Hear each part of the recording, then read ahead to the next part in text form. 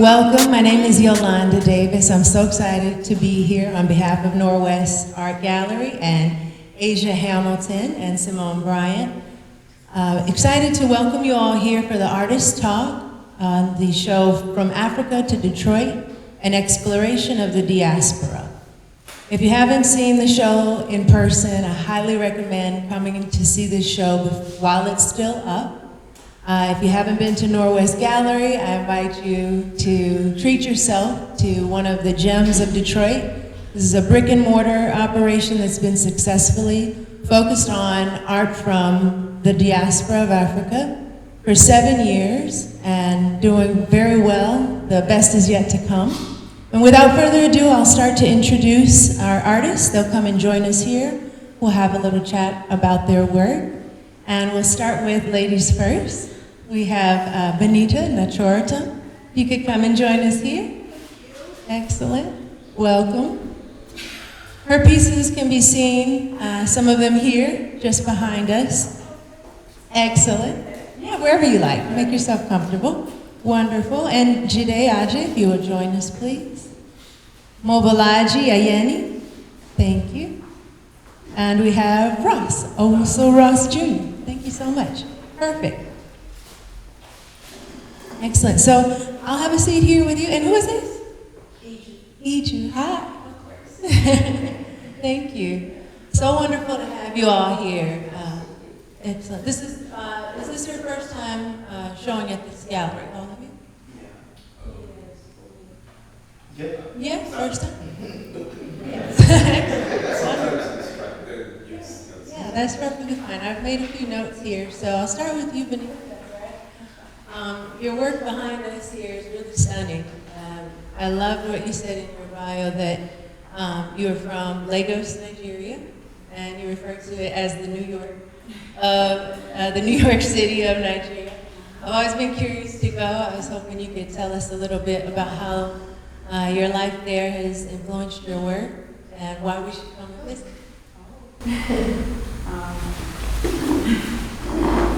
So many reasons to visit Lagos. But in terms of how it's influenced my work, I think the first thing top of my head is my reference to youth. I often talk about youth population, youth development. It's both apparent in my work and in my practice as an arts administrator as well. And so my obsession with the whole focus on youth is really from being in environments like Lagos, right? So Lagos is a very populated city in Nigeria. And when you think of Nigeria, Nigeria is one of the most populous countries in Africa. And you have a population of over 70% that are under 30. And you have a population of over 42% that are under 15. So it's such a vibrant, youth-packed place. And you have like this richness, this energy of young people everywhere that leads to both good things and dangerous things. And so I think somehow it has influenced my work as an art administrator, where I obsess about creating art spaces for youths to occupy and like be productive. But when I made time out to be here in Detroit and at Cranbrook as well to make work in my studio to focus on me, I found myself like still thinking about youths, right? And so I just let some of the ideas that show in other aspects of my practice reflect in my work. Yeah, I just let that happen. That's fantastic. Thank you. Yeah, thank you. Has most of your work with youth been in Lagos, or is it you've been focused here in the Detroit area? Oh, interesting question. So I think of myself as, I don't have citizenship or anything, but do this with me. I think of myself as a 3-year-old American. So if you're a 3-year-old American, basically you're still like me to a lot of things. Snow still excites you and a lot of things. So in that regard, I haven't had much routine yet to do work, but I'm really glad now because in the last 1 year, I've been invited to be a part of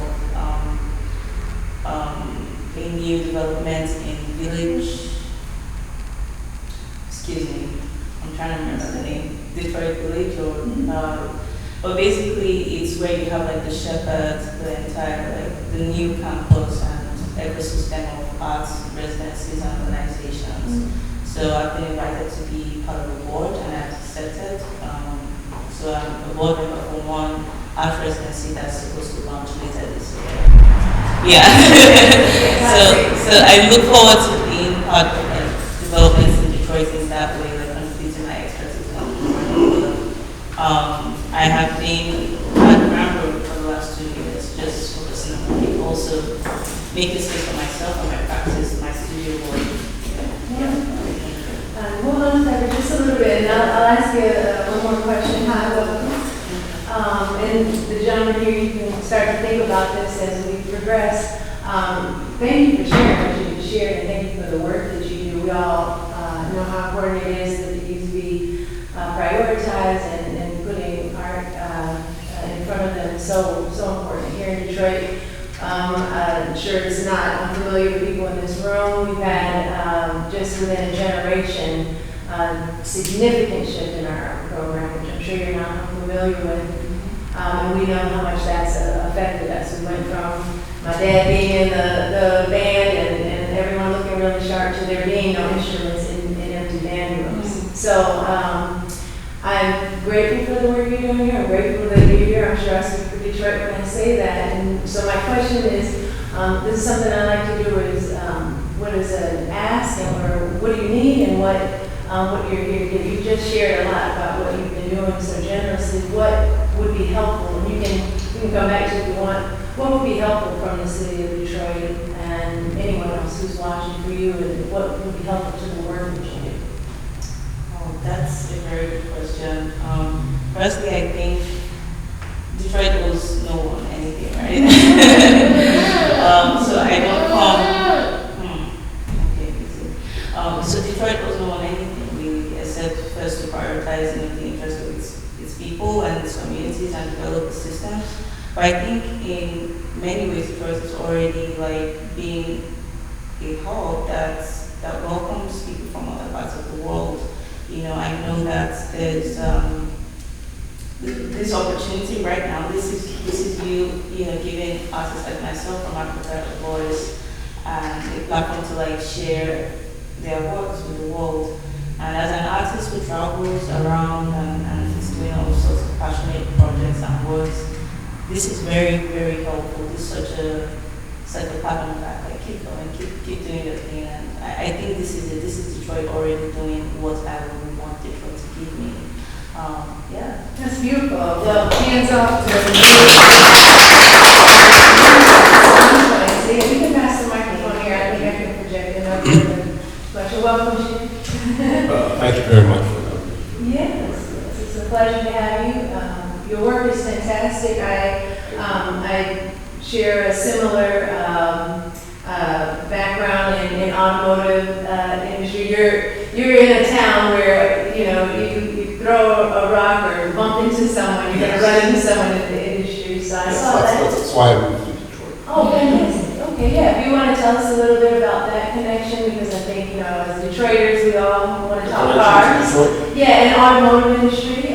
Well, that's going to bring my personal history. Got out of high school at 16, which is kind of the norm if it's older. Especially if you're from a middle class family and your parents are educated. I went into the sciences for about 2 years, vet med, animal science track. But all along, I had this interest in many things, especially automobiles. Actually, you could say I have a fixation. Also, I was like a 6-7-year-old who knew how it worked. And if an adult showed up, that's the people who paid for the automobile and drove it. I knew what kind of engine was in it. And so that went on aside with everything else. And then one day I discovered I'm a very vast reader of things. I've always been. There was such a thing as automotive design. And then I decided right there and then that's what I was doing. And, long story short, I ended up abandoning what I was doing, dropped out of college essentially. And I couldn't, there was no way. My parents said, we can't send you abroad at this age. First of all, we can't afford it anyway. So the best way for me that I figured out was to get a fine art degree. So I went to the University of Ife, then I moved to the United States after graduation and picked up an industrial design degree, worked with that a bit, and then relocated to Detroit. That was 25 years ago. So that's the automotive. That's why we did essentially. Thank you for sharing that. That's fantastic. Your pieces are really stunning. These two just behind the camera here. You also mentioned that history, politics, and your culture as Yoruba man is part of your inspiration. Can you speak to these pieces in particular? What is their inspiration or the story of those? Okay, so these pieces were created very early, probably almost 25, within the past 25 years probably. I mean, you can tell from the title dates, the titles on my work denote the dates so that I can speak to them because I can't always remember. And this is my third attempt at a studio practice. You know, I had one in Lagos, very short, and I had one in Kansas City, and I really couldn't sustain it. So this is the third and the longest studio practice. So this was at the time where I was, because if you drop a studio practice, it's almost difficult, in fact, almost impossible, very difficult, sometimes impossible to pick it up again. So you drop the studio practice in college when you graduated, went for your national service, tried to pick it up in Lagos, and left after like 2 years, moved to the United States, a relocation, which was actually traumatic, but I didn't know it. And then attempt to, you know, get on your feet, and then you attempt to set up a studio in your, was it a one-bedroom or two-bedroom apartment? I can't remember. And then you're also working. That's easier said than done. So this was the third attempt. And at this point, I was trying to acquire a lot of stuff from the past experiences. Moving to the United States did, I don't know whether it does the same thing for other artists, but for me, it made me more aware of how I stood in the whole big wide world. See, when you grow up in Lagos, you are, okay, so you're Nigerian, we're all Nigerians, you say. Where are you from? We're all Nigerians. And then, of course, I'm Yoruba. Yoruba people generally, at least in the Nigerian context, are fairly favored. You know, the educational, access to education and all these things that go back, you know, in my case, 2 generations. And so you really don't think about that stuff. And also you don't think about other Nigerians. At least I wasn't, even though I went to a school, a federal school, that brought everyone from Nigeria into the school. But you don't think about those things. Other Africans, African Americans who are actually, for most part, Yoruba people, you know, all those things. But when you get to the United States, if you're paying attention, you become very aware. And then you become very aware, since you've got more museums and art galleries, I became very aware as to what the possibilities of art making could be. You know, because even for my second degree, I'd seen so much, a diversity of art already, you know, visiting artists and that kind of thing. So I now need to aware, oh, art is not just the paintbrush and the paints, like we're doing in class. So I was bringing all those things, the African artifacts and art history that I didn't know about while I was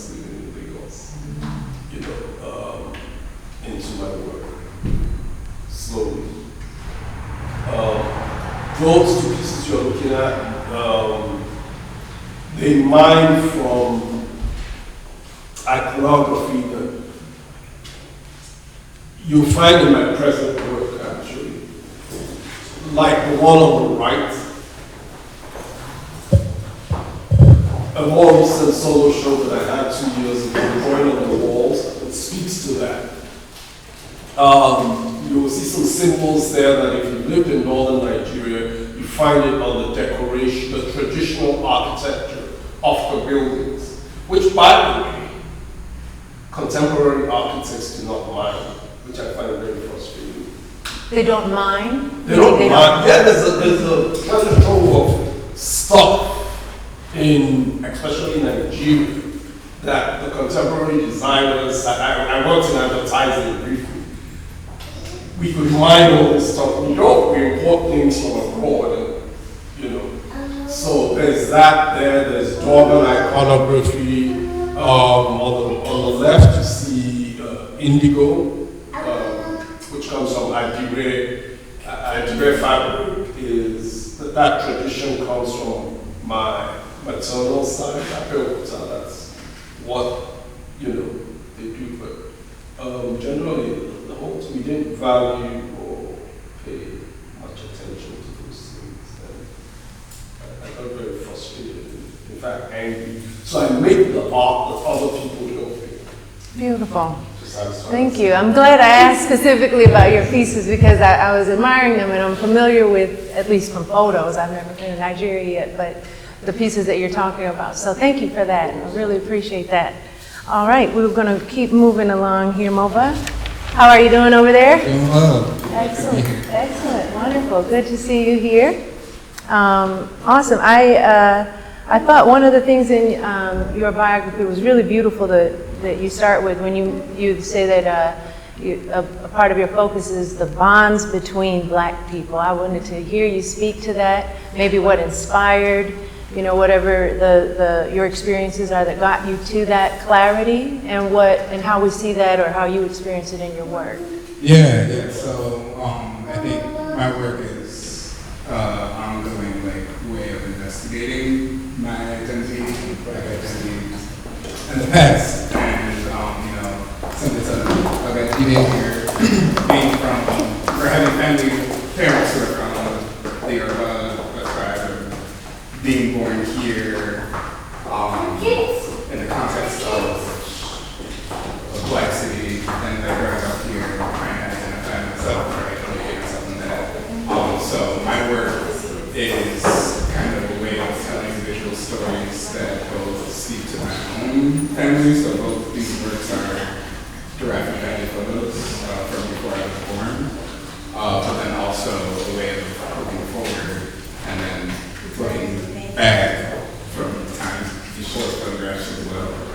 So I think that being born here, kind of the inverse of what you were saying, right?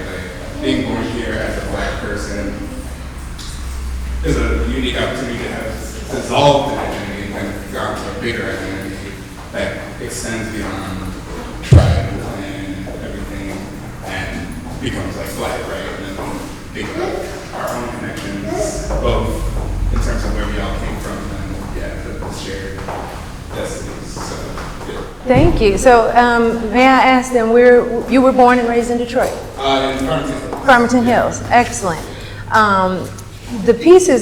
Your pieces, am I pronouncing it right? Roger's wedding? ROJ. ROJ's wedding. Okay, got it. Kenny Ati? Yeah, Kenny Ati. Kenny Ati. Those two pieces, when I walked in, so I'm a Detroiter, born and raised, my husband and I came to the opening, and the show is stunning, as I mentioned, and I hope everyone does get a chance to see it.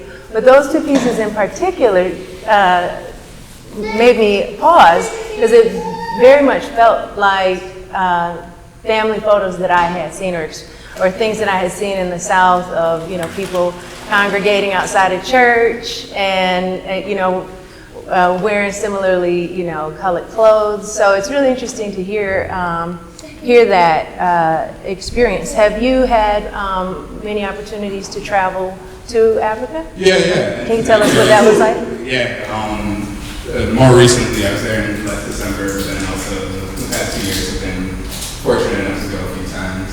And yeah, like both being an artist and also personally having a job to do in terms of like investigating family stories, talking to the objects that are still with us, and like being able to piece together those narratives. Experiencing, part of my friends in Vegas, President Ivan, but the vibrancy and the colors, you just like see the average person is just like wearing something crazy, right? Like, and it's just men and women, just so colorful and so alive. So I think trying to incorporate those elements into the vibrancy of my work as well has been a new source of inspiration. Oh, it's fantastic. It's really moving to hear that. Hearing experiences of artists, African American artists that have mind, to borrow to this word, the experiences here and connecting with our ancestral roots here, and I think it's really beautiful, the work that you're doing here. I don't want to, we're going to come back to you again. I just want to make sure that we get everybody. Ross, how are you doing over there? I'm very good, thank you. Excellent, excellent. Owusu Ross Jr., we just serendipitously had you seated near your pieces here, which are fantastic. I was really moved by a couple of things in your bio, the use of reclaimed items and how beautifully you've transformed these things. I'm curious about that part of your process, and in particular, focus on migration. And I think right now, I'm a daughter of an immigrant on my mother's side, and I think we're all very, aware of what's happening right now in the world. And I'm just curious how that has impacted your work before, and maybe how it will going forward, or anything you're working on right now. So over the years when I was a kid, it's like we used to hear stories about slave trade stuff and this whole kind of things. I'm like, what if there was nothing like slave trade? What if we get to rewrite the authenticity of what actually happened during that time? And it's funny to think of migration when it's said that everybody thinks it's just Africans who does that. So what I do mostly in my work is I'm creating a metaphor for the ideas of movement. And I believe that even once we shift an object from one point to another point, there is a sense of migration. And what people don't pay attention to is the process between departure and arrival, and we question what finality is, where we actually settle. And I'm also drawn to the ideas of how human beings, in my perspective, we feel like we are packages. It's like we are always in transit, even as much as we tell ourselves we have reached, that is also a starting point to another destination. So I have always been thinking about how Black folks move in terms of diaspora, coexistence, and these ideas of how this is shaping our identity, because I believe that the things that we pick up, whether culturally, socially, academically, these are things that are not made visible, but these are things that have capacities to impact who we become. And when I moved from Ghana in 2022 to the US to pursue my master's, I've heard so many stories about traveling to the States and it being a land of opportunities and all the good stories that you can hear. Then you come to America and you realize that there's nothing like a super story here. Everything is as hard as the reality is. Then I'm like, so who actually came to live this story, and who told the African people that this is what American does? So what I do mostly is I'm trying to retell these experiences in their purest form from those that have engaged firsthand with migrating from either their comfort homeland or maybe found themselves in conflict and had to move over the diaspora. So I'm making the visible visible and then visible by just telling the experiences of people who have, been victims, quote unquote, of migration. Yeah. Oh, wow. Thank you. That's fantastic. Very moving and almost zen in that way, or for lack of a better word, of really, even how you mentioned like moving an object, right? And very, very thoughtful. I have a question, and you can answer from there if you want to chime in. Artists in general sometimes are met with not the warmest response from their parents or caregivers when they make a decision to go into art, and a lot of comedy has been made on this subject of people from every culture, for sure. I'm curious what that experience was for you to make that your decision to be a professional artist, and any advice you have for other artists, especially artists maybe from your own home country or from the continent, with those specific challenges, maybe culturally or more specifically, whatever that brings you to think of. But really, frankly, advice from your own, hard-earned lessons on transitioning into being a professional artist of any culture is a challenge. But I'm curious how you've overcome the ones specific to you culturally, and what advice you have for artists, young or not so young, that are looking to make that leap professionally. You can start since you have the mic if you want. So I'm going to make this very personal. When I was a kid, I come from an industrial home where my maternal side, my paternal side, they are all these industry gurus, and I'm the only one that is choosing to go into art. So I was there, and my father, like, Ross, come here.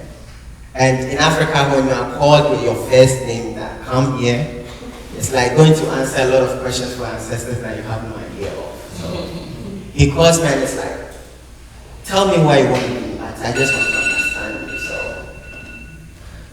I was lost, and the next question that came up, I've not answered that question yet, and it's like, so how are you going to even take off your family as an artist? Because art back then in Ghana or Africa was not an esteemed profession. It's like telling your father you're just going to do something that no one in the family had done it before. We have no records. Anyone being successful with it, you choose to be an artist. My parents wanted me to go into electrical engineering. I'm like, first, I don't want to risk my life because I've had multiple shots trying to fix home appliances, so I told myself, and yet they kept forcing me to do it because they're like, come on, you survive. You're not the first person to get, sold trying to fix something. So there've been a lot of questions. Even now that I find myself here, it's just recently that my folks are kind of okay with a trend that art is going in the world right now. But when I was growing up, it was like, okay, if you choose to do art, you're going to be on your own. Because I had two interests, which is either play football or do art, and they're like, these are two crazy things that we don't want you to do, because this is something that is not going to give us money, because we want to be at that point that we can call you that, oh, can you send money back home? And you're like, I have to wait and sell my work. Okay, it doesn't make sense to them. So I've actually had a struggle trying to prove it right to them, but I think now their decision that I've made is proving myself right that there's something that I want to do. Growing up, I've never liked the idea of being very, very kind of doing one thing one way for the rest of my life. That is one very good reason why I chose art, because I want to express myself, I want to make my intentions and all the things that I want to talk about visible in what I do. So choosing electrical engineering was one thing that was self-expressing. So I chose to do art and I chose to do ceramic because I like the transformativeness of clay. It's easy to adapt, it has its own dynamism to it. And I feel like at some point I'm just a clay, but in more or less like a human form.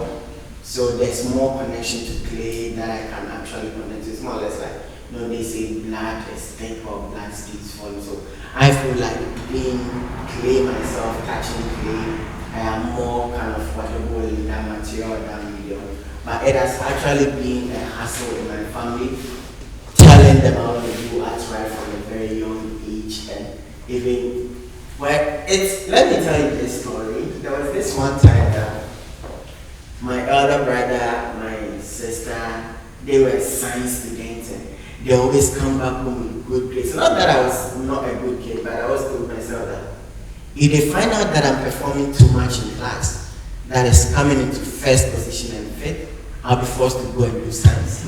So intentionally, I will make sure that I'm not excelling. So I'm always in between 7th and 15th, and they'll be like, you want to do arts, you are not learning, and you are still going back. And I was like, I have a plan. If you get to know I'm doing so well, you push me into becoming a scientist or an engineer, and I don't want that. So it was a tactic that I developed, and it worked so out, just that most of my teachers were working against me.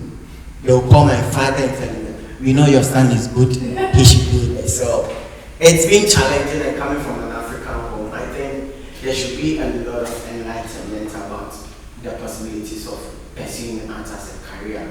And I think that it's not that they have not heard the insight of it, it's just that the narrative is not told in its purest form, because that exposure is not there.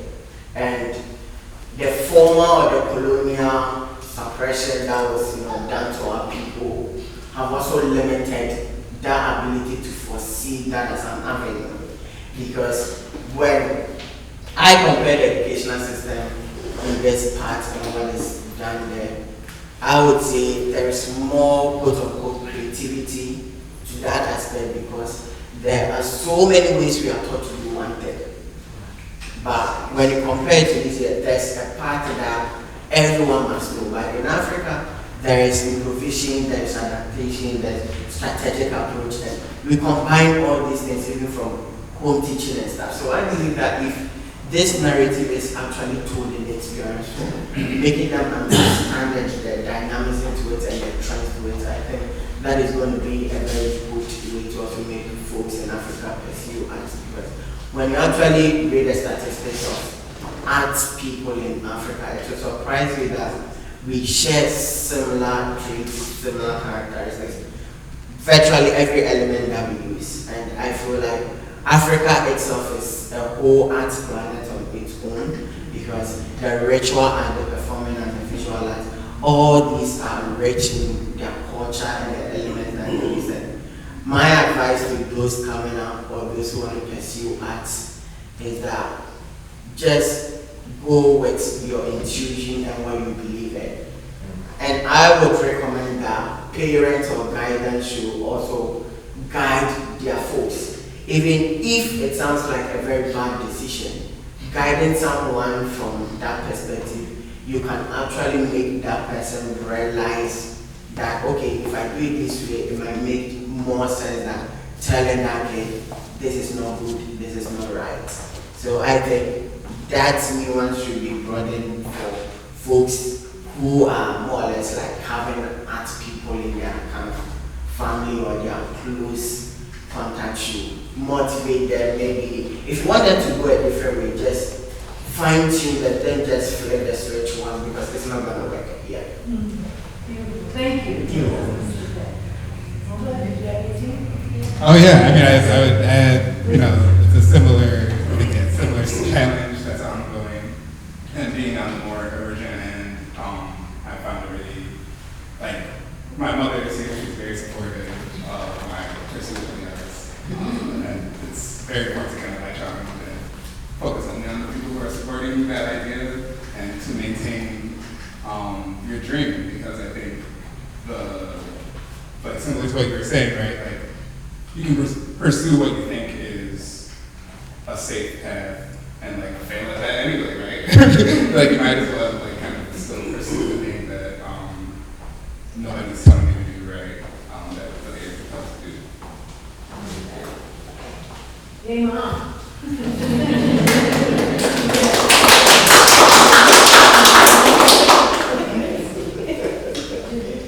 In my particular case, I think, no, I don't think, I now know, I've been very fortunate, actually.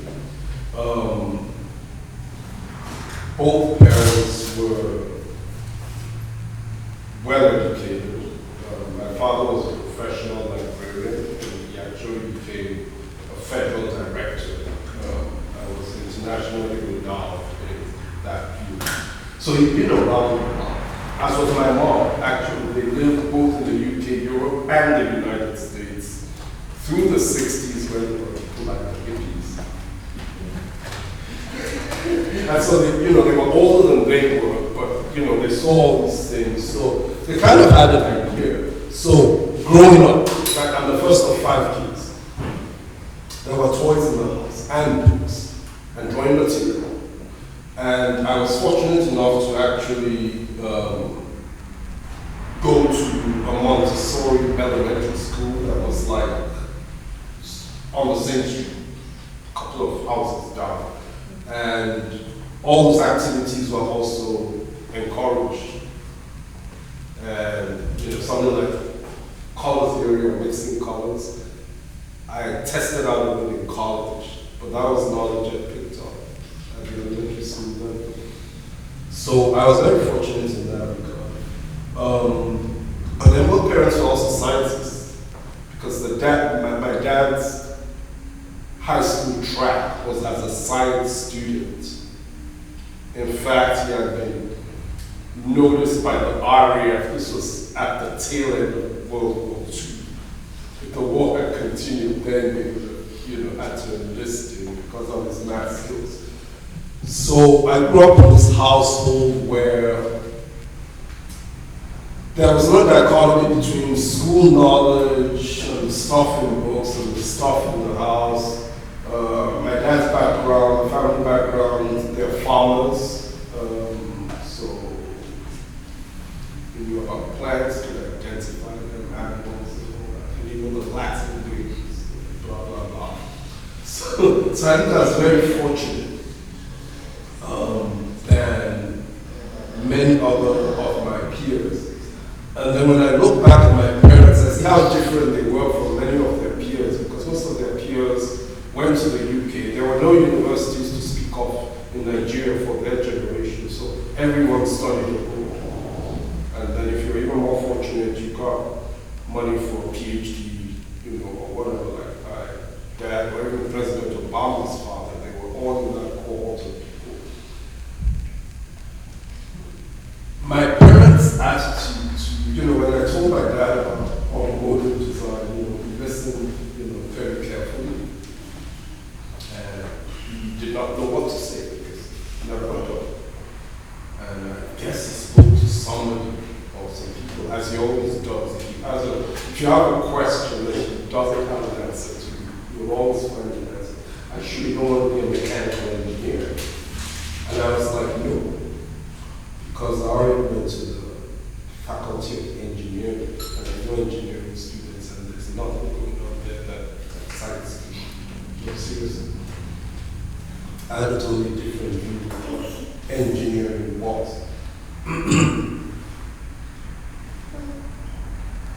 The nutshell of this is they were supportive. My dad said, he always told us, he said, do anything you want, just do it well. So, my mom a little less, because from the get-go, before all this even unfolded, I would like all my kids to be a doctor. She said. But I felt that animals needed medical care more than people. I generally feel that people, yes, we do need medical care, but a lot of things that we do that brings that about is stuff that we initiate ourselves as opposed to an animal. So that's what informed my veterinary track. By the way, there were lots of pets in the house, all kinds of critters. Lived in our compound, were cared for. We had bats in the house, not in the house, but in the compound. And so this is something that my parents, they saw something, even though it was a wild critter, it was not a pet. and it was injured, it had to be cared for. So there was that whole, holistic sensibility about life. So I think I was very fortunate, and the long and short of it, they were very supportive. Outside the greater Nigerian world is actually quite ignorant of what the creative arts and even sciences could do for Nigeria. I mean, I'm personally quite frustrated that the Nigerian economy, by implication, the government and governments, has not done enough for the population. You take something like ceramics. Before the British occupation and the Industrial Revolution, when they brought manufactured goods, ceramics were a part of life. I mean, the town, like right down the road from my college, Petumodu, that's what they did. Okay, probably nobody does that anymore now. So, how do we go from, okay, women make ceramics, for their water pots and so on, but no one uses water pots anymore. But how do you go from doing that to making them into dinnerware that the middle class can buy, instead of importing ceramic from abroad? And then complaining that the exchange rate is too high. But so a lot of people, especially in the policy makers, I just spoke to somebody at the design week in Lagos last week. They don't get those linkages. Because it was like, oh, you can think of that. I'm like, ceramics is, I can't say that we invented it. It's been a long time, right? Right. The sort of ironwork. Glass beads. Yeah. Right? Yeah. Okay. So, I really feel that should not be. How about fabric? Numbers are long way too. Yeah, because the whole time I was at Ife, there was no one in the fiber department who wove ashoki. My voice well. I said, the question is why? When I was on the phone last week, I was here. Probably where I have the sort. But so these are things we need to think about and address. When I got out of college, there were no jobs. I was lucky to get a job in advertising, but generally there were no jobs. And I was kind of part of the first cohort of actual studio practicing artists. And I was told by somebody that I met recently, a much younger person, that I actually inspired him. And I was like, oh. Art is a lot of work. It's a lot of hard work. And sometimes you have to, even automotive design, because I got laid off once, and my mom called, how are you doing? Fine. How's work? Oh, I got laid off last week. Oh, really? Machine. That means what I pay. I went back and so what's happening? I said, well, it's like, we have recessions, and of course the industry is probably shrinking, blah, blah, blah. I remember, your uncle was asking you, he was pleading with you to come and do law at the University of Lagos, and I said yes. I said, that's too late. Because you're a very clever student, and I'm like, yes, every time I take the camera exam, I'm up there. It's no big deal. So I've been fortunate. Let's just put it that way. And my advice to younger students or younger people, artists, emerging artists, I'm always encouraging. I'm always at Cranbrook. Not recently, I met you earlier, but I remember the National Conference of Artists, and we were always bringing Cranbrook students over to give talks. So, Conrad Ejiri, I don't know if you know him, Patrick Kwam, were people over there. So, there's a lot of work to do. will continue doing it. Excellent, thank you. I really appreciate you sharing that, and I think it's really beautiful what you pointed out about your father's epithet, that to do whatever you want, but do it well. I was given a similar words of wisdom by my grandmother. I'll bring the microphone to our administrator to answer this one. Thank you. Yeah, absolutely.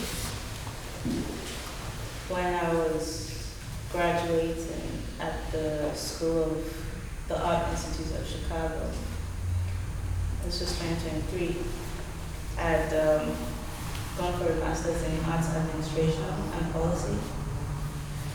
And on that day, the president of the school said that she was charging us to be fierce guardians of creativity.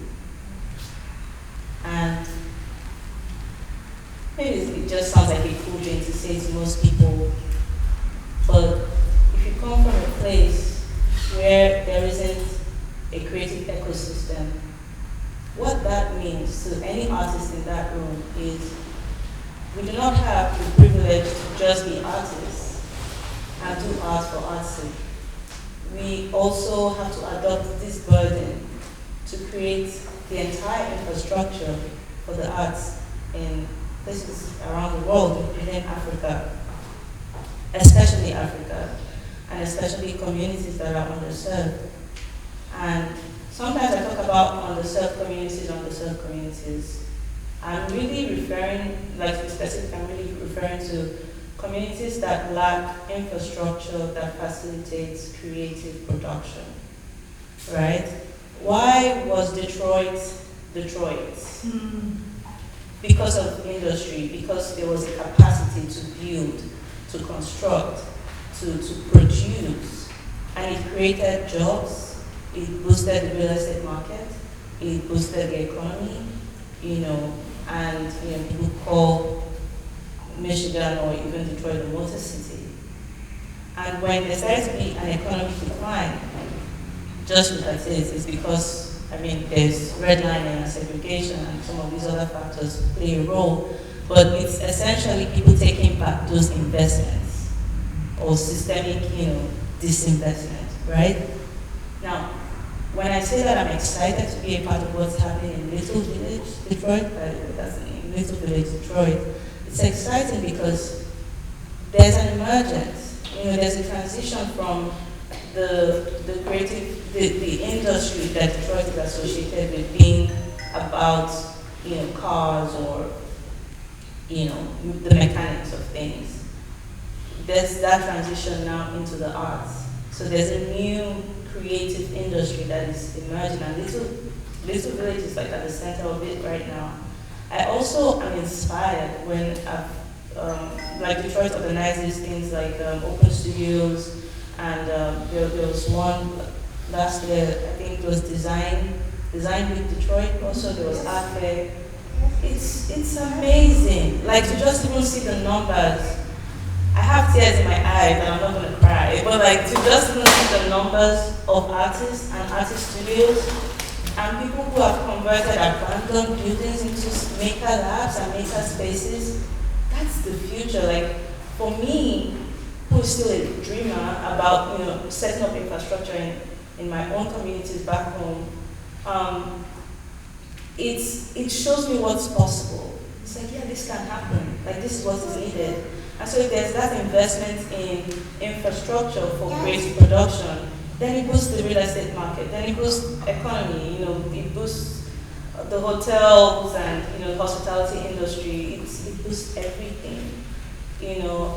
So I would say for me, I am an artist who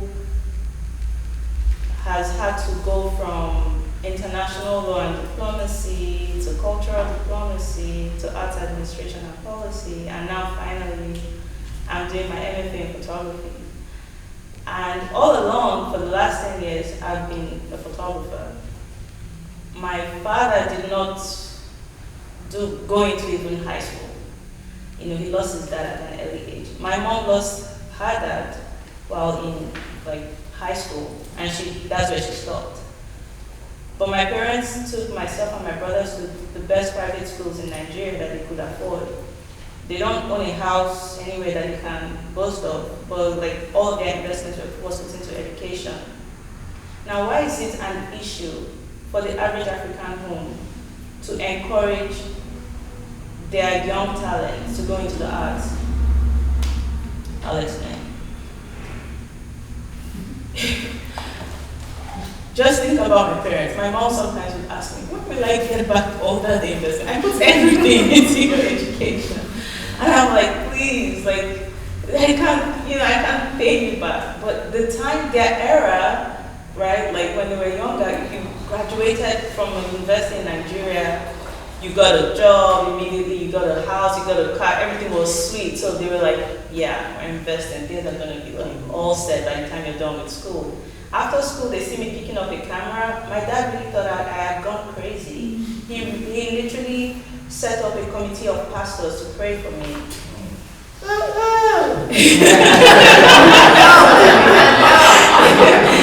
Because at first I was talking about, while doing international diplomacy, my focus was leaning into cultural diplomacy and intelligence science. Like criminology and security studies was a diploma that I took. And so it's like, oh, you were talking to me about, going for combat training and intelligence science and all that. And how did a camera come into the picture? And I'm like, because I had to find out what my gift is, what my God-given gift is, and work in purpose. Like, it's not about just doing something to make a living with money. It's also about our inner essence, like finding expression. So all of these journeys has been rocky, but I think there has been things that have happened along the way that make my parents say, okay, you're doing okay, you're being recognized, okay. And then they take their hands off. But once in a while, they're still checking, like, or at least my mom, but my dad is late now. That's his soul. So I would say to the emerging artists from here or anywhere really in the world is, like, if you have the opportunity to do what you're doing, go ahead and do it, right? But I would definitely encourage everyone to be a part of ecosystems that are trying to bring the next generation or onboard the next generation of artists and makers, because we're not just doing something that stops with us, we're trying to set up infrastructures and systems that can serve generations moving forward. Yeah, thank you. I'm sorry. I have to say one more thing. When I talked about why it's so difficult for the average home to support young artists, I think there's a gap in education. What you said about being able to go to a Montessori, which we know not everyone can afford. Being able to go to a Montessori school, being able to have that exposure to the arts, and even the parents or his parents traveling and knowing about arts and knowing that, okay, this is a viable industry. Like, if you grew up in a community where the photographer was the poorest person, you wouldn't train your child to, you want what's best for your child. Like, you wouldn't encourage your child to go do photography, because to you, the epitome of poverty was the artist in your community, because there wasn't a set of structure, right? Why was education promoted in places like Africa? Because of colonization. And so the whole colonial movement was meant to serve a purpose that was not to farm out or get, Africa's genuine or authentic ideas out to the world. It was really about, hey, learn what we do and come work for us. Mm-hmm. And so you have an entire system that is not investing into the arts, that is not investing into new ideas, and this affects architecture, fashion, music, everything. So it's like the work is a lot. So when I heard things like BAPS Garden of Creativity, I'm like, you have no idea. The challenge becomes whatever you're doing, no matter how much you're keen into like a large or bigger goal, like how can you still make time to make it work? Because that's like your first assignment, Yeah. Wow, thank you.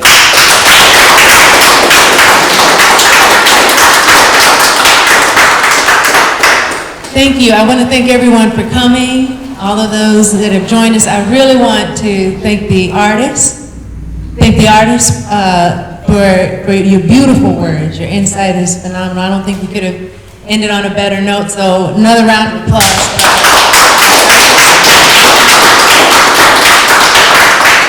And for those that couldn't make it, I encourage you to come and see this show while it is still up. It is phenomenal. If you came to the opening night, there are new pieces up.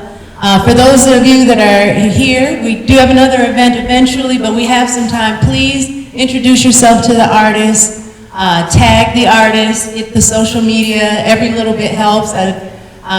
We would love to hear more about Little Village. Please engage. This is the community. And last but not least, hands together for Asia Hamilton of Norwest Gallery. Thank you. To Benita's point, without places like these, we wouldn't have these opportunities. And Asia has always been an incredible community builder and connector of people. She inspires me every day. So thank you all so much for coming. We'll put some music on. Please get some photos with the artists, tag them, and meet everyone. Thank you so much.